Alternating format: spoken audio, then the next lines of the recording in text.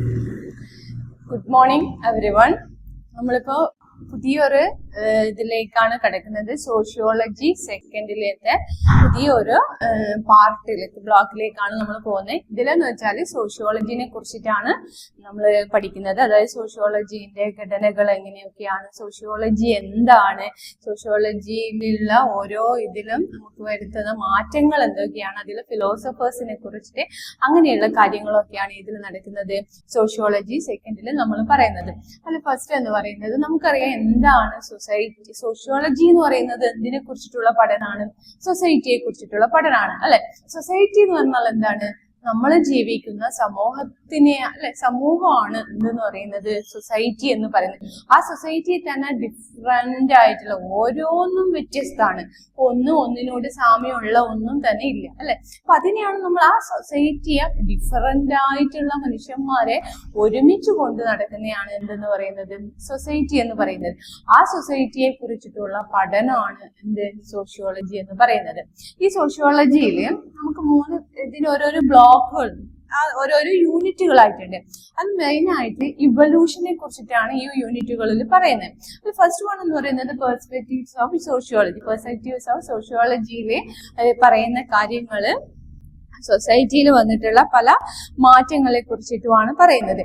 അപ്പൊ ഇതില് ആ മാറ്റങ്ങൾ എന്ന് പറഞ്ഞാൽ ഇവല്യൂഷനാണ്. എവല്യൂഷൻ എന്ന് പറഞ്ഞാൽ എന്താണ്? മാറ്റം, ചേഞ്ചസ് എങ്ങനെയുള്ളതായിരിക്കും എന്നറിയാം.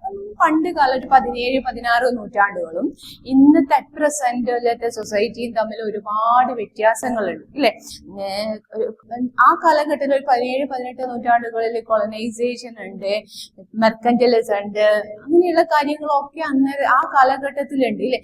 ആദ്യ കാലഘട്ടത്തിൽ എന്ന് പറയുന്നത് കൊളോണിയൽ വൽക്കരണമായിരുന്നു. ആ കോളനി വൽക്കരണത്തിൽ നിന്ന് ഇന്നത്തെ സമൂഹത്തിലേക്ക് വന്നത് എന്ന് പറയുന്നത് ഇവല്യൂഷനിലൂടെയാണ്, അല്ലെ?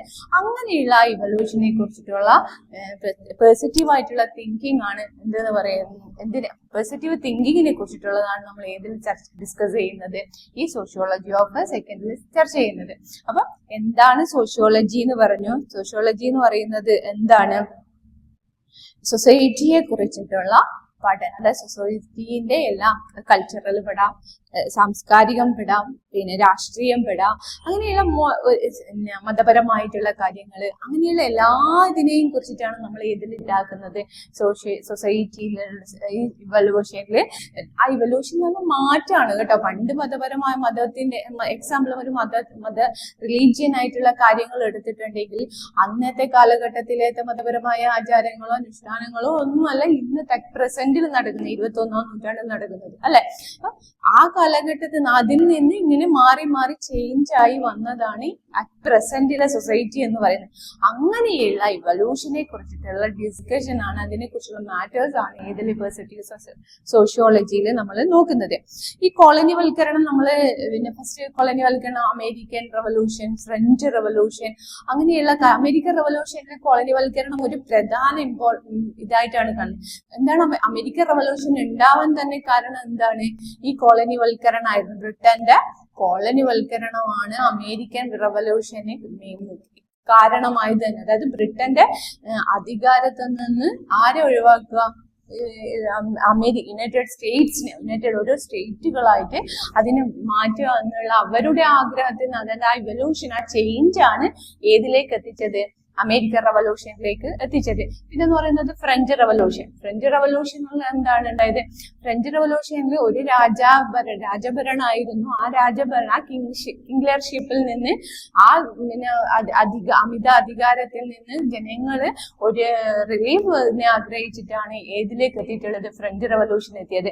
ലൂയി 16 വൈഫ് ആന്റോണിയയും തമ്മിലുള്ള അവരുടെ വൃത്തികെട്ട ആ ഒരു ഭരണത്തിൽ നിന്ന് മാറി ചിന്തിക്കണം എന്ന് തോന്നിയത് കൊണ്ടാണ് ഏതുണ്ടായത്? French revolution. ഫ്രഞ്ച് റവല്യൂഷൻ എന്ന് പറയുന്നത് എന്തുകൂടിയാണ്? മദർ ഓഫ് റവല്യൂഷൻ കൂടിയാണ്, അല്ലെ? വിപ്ലവത്തിന്റെ മാതാവാണ് എന്നാണ് നമ്മൾ ഏതിനെ വിളിക്കുന്നത്? ഫ്രഞ്ച് റവല്യൂഷനെ വിളിക്കുന്നത്. ഫ്രഞ്ച് റവല്യൂഷനിൽ നമുക്ക് കിട്ടിയ ഒരു ഫിലോസഫി, ഒരു തോട്ടാണ് എന്തെന്ന് പറയുന്നത്? ലിബർട്ടി, ഈക്വാലിറ്റി, ഫ്രട്ടേണിറ്റി എന്ന് പറഞ്ഞാൽ അതിൽ നിന്ന് തന്നെ നമുക്ക് ഇതിന് മൂന്നിനും വേണ്ടിയിട്ട് റവല്യൂഷൻ നടത്തി അതൊരു ഇവല്യൂഷനിലുള്ള സൊസൈറ്റിയിലേക്കുള്ള മാറ്റത്തിന് തന്നെ കൊണ്ടെത്തിക്കുന്നതിന് ഏത് കഴിഞ്ഞിട്ടുണ്ട്? ഫ്രഞ്ച് റവല്യൂഷന് കഴിഞ്ഞിട്ടുണ്ട്. അപ്പൊ ഇതില് എന്ന് പറയുന്നത് ആ ഫ്രഞ്ച് റവല്യൂഷൻ, ആ കൊളനിവൽക്കരണവും ആ മെർക്കന്റലിസവും ഒക്കെ കഴിഞ്ഞതിന് ശേഷം നമ്മൾ പിന്നെ ഒരു 17ാം നൂറ്റാണ്ടിലേക്ക് എത്തിയപ്പോൾ നമ്മൾ ഇതെന്തെന്ന് മാറി തുടങ്ങാൻ തുടങ്ങി. സൊസൈറ്റി ഇങ്ങനെ മാറി.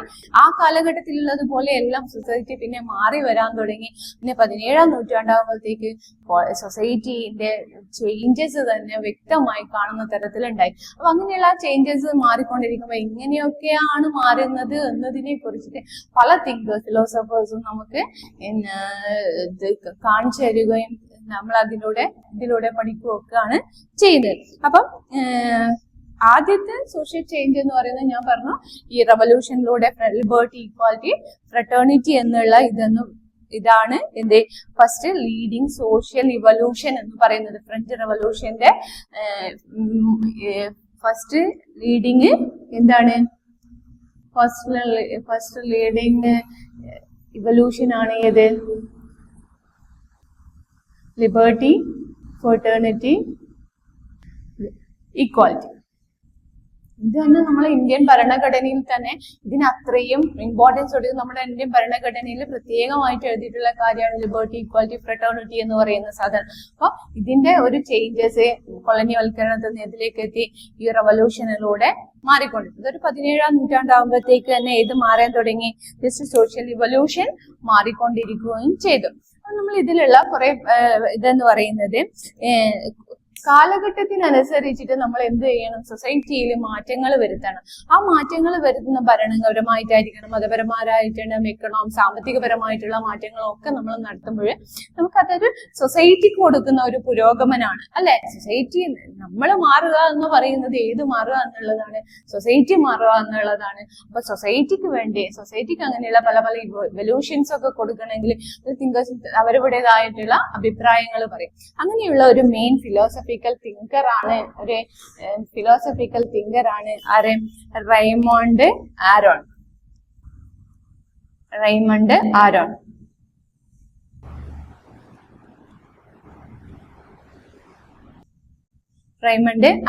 ഇദ്ദേഹത്തിന്റെ അഭിപ്രായത്തില് സൊസൈറ്റിക്ക് എന്ത് വേണം? കുറെ അപ്ഹീൽസ് വേണം. സൊസൈറ്റിയെ നമ്മൾ എന്ത് ചെയ്യണം? റെയ്മണ്ട് ആരോന്റെ അഭിപ്രായത്തില് പിന്നെ സൊസൈറ്റി എന്ന് പറയുന്നത് എങ്ങനെയുള്ളതാണ്? ഒരുപാട് പൊളിറ്റിക്കൽ അപ്ഹീൽസ് ആവശ്യമുള്ള ഒരു സ്ഥലമാണ് ഏത്? സൊസൈറ്റിയില്. ആ സൊസൈറ്റിയിലെ അപ്ഹീൽസ് എന്ന് പറയുന്നത് എങ്ങനെയുള്ളതായിരിക്കണം? ഒരു ഇമ്പീരിയൽ അതോറിറ്റൈസേഷൻ ഉണ്ടായിരിക്കണം. ഏതില്? ഈ സൊസൈറ്റിയിൽ ഉണ്ടായിരിക്കണം.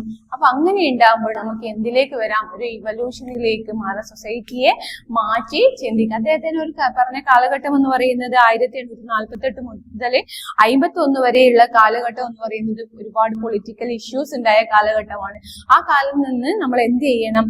അതിനെ നമ്മൾ മാറി ചിന്തിക്കാൻ തുടങ്ങുമ്പോൾ നമുക്ക് എന്ത് ചെയ്യും? ഒരു അപ്ഹീൽസ് വരാത്തൊരു ഇമ്പീരിയൽ, ഒരു റിപ്പബ്ലിക് ആവുന്ന തരത്തിൽ നമുക്ക് നമ്മുടെ സൊസൈറ്റിയെ മാറ്റാൻ പറ്റും എന്നാണ് ആര് പറയുന്നത്? റെയ്മണ്ട് പറയുന്നത്. നെക്സ്റ്റ് എന്ന് പറയുന്നത് അഗസ്റ്റ് കോംറ്റെ ആണ്. അഗസ്റ്റ് കോംറ്റെ നമുക്കൊക്കെ അറിയുന്നതാണ്. അഗസ്റ്റ് കോംറ്റെ ആരാണ്?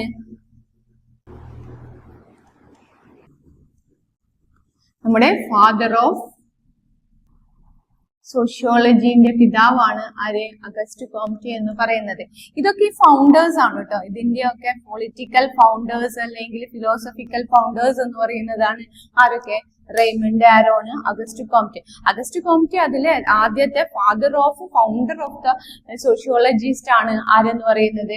അഗസ്റ്റ് കോംറ്റെ എന്ന് പറയുന്നത്. നമ്മളൊരു സോഷ്യോളജിസ്റ്റ് പഠിക്കുമ്പോൾ, സോഷ്യോളജി പഠിക്കുമ്പോൾ ആദ്യം പഠിക്കുന്ന ഒരു വ്യക്തിയാണ് ആര്? അഗസ്റ്റ് കോംറ്റെ എന്ന് പറയുന്നത്. അഗസ്റ്റ് കോംറ്റേന്റെ എന്ന് പറയുന്നത് തിയറി ഓഫ് സോഷ്യൽ ഇവല്യൂഷൻ ആണ്. ഇദ്ദേഹത്തിന്റെ മെയിൻ ആയിട്ടുള്ള പ്രിൻസിപ്പിൾസ് അടങ്ങിയിട്ടുള്ളതാണ് social evolution theory of social evolution.